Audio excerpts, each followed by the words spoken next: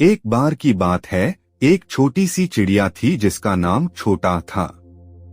वह एक पेड़ के खोखले में रहती थी।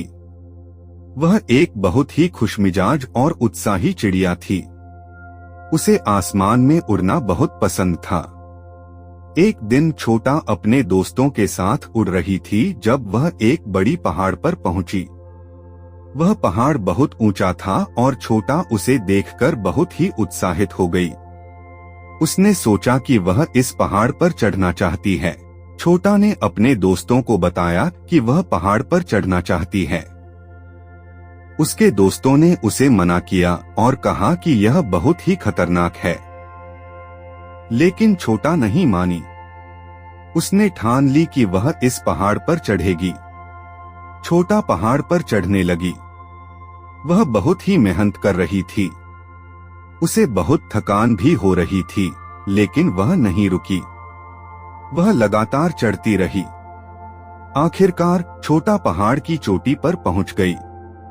वह बहुत ही खुश थी।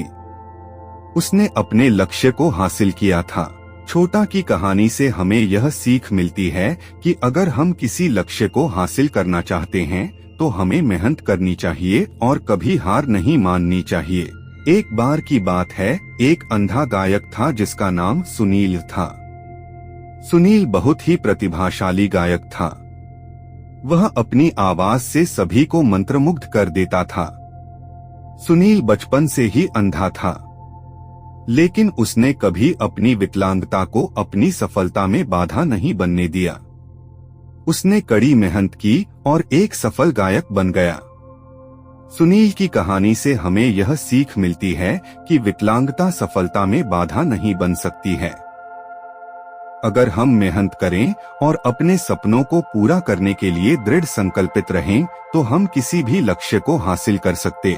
बुद्ध की कथाएं सदियों से लोगों को शांति, ज्ञान और आत्मज्ञान की ओर मार्गदर्शन करती रही हैं। उनमें प्रेरणादायक कहानियों का खजाना है जो हमें जीवन के उतार चढ़ाव से निपटने और सच्चे सुख को प्राप्त करने के लिए सिखाता है। यहाँ कुछ प्रसिद्ध बुद्ध कहानियाँ हैं जो आपको प्रेरित करेंगी। एक बार बुद्ध अपने भिक्षुओं के साथ यात्रा कर रहे थे। रास्ते में उन्हें एक किसान मिला जो जमीन खोद रहा था। किसान बहुत निराश था क्योंकि उसे पानी नहीं मिल रहा था।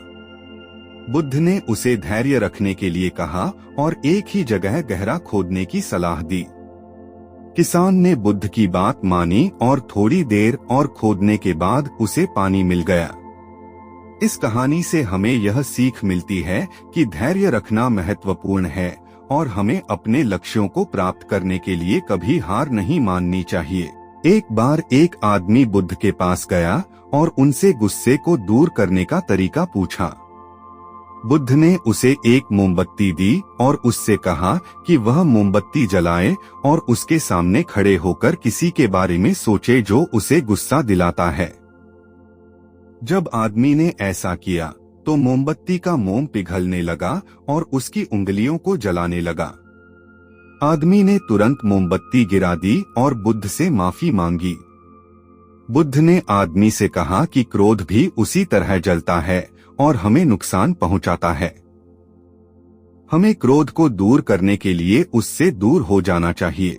एक बार एक आदमी बुद्ध के पास गया और उनसे पूछा कि किसी को कैसे क्षमा किया जाए जिसने उसे चोट पहुंचाई है।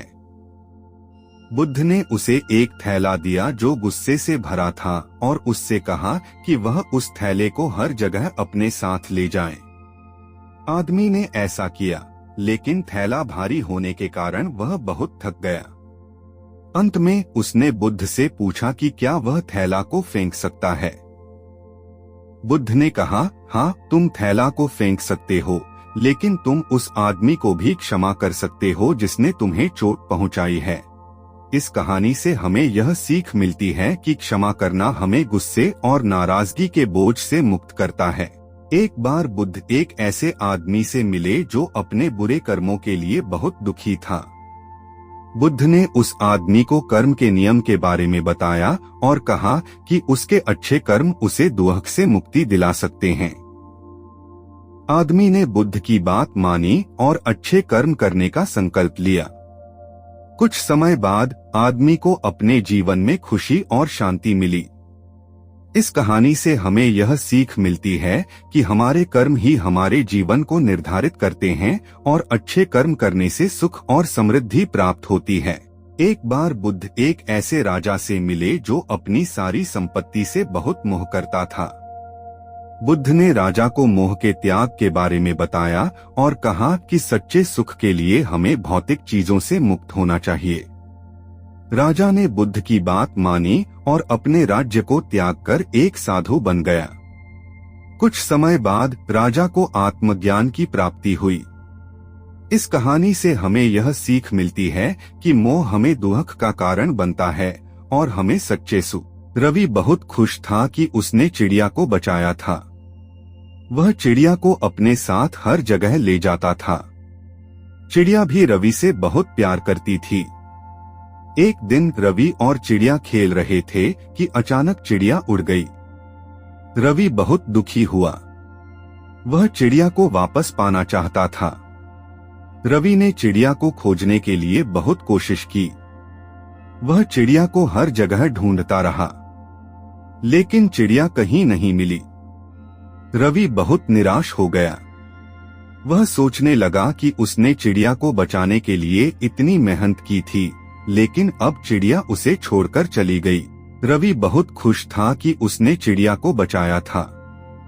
वह चिड़िया को अपने साथ हर जगह ले जाता था। चिड़िया भी रवि से बहुत प्यार करती थी। एक दिन रवि और चिड़िया खेल रहे थे कि अचानक चिड़िया उड़ गई। रवि बहुत दुखी हुआ। वह चिड़िया को वापस पाना चाहता था। रवि ने चिड़िया को खोजने के लिए बहुत कोशिश की।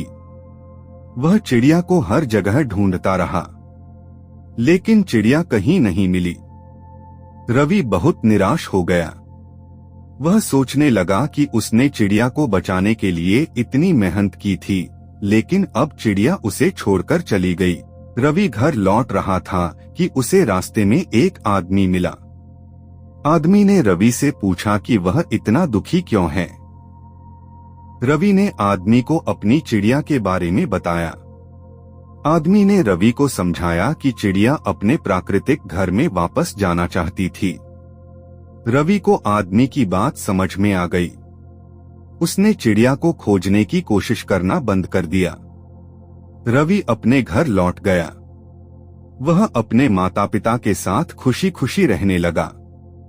रवि ने सीख लिया कि खुशी पाने के लिए हमें दूसरों की मदद करनी चाहिए। शिक्षा: खुशी पाने के लिए हमें दूसरों की मदद करनी चाहिए। जब हम दूसरों की मदद करते हैं तो हमें अच्छा महसूस होता है। यह हमें खुशी देता है।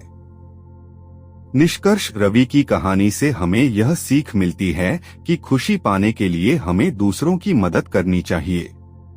दूसरों की मदद करने से हमें अच्छा महसूस होता है और हमें खुशी मिलती है।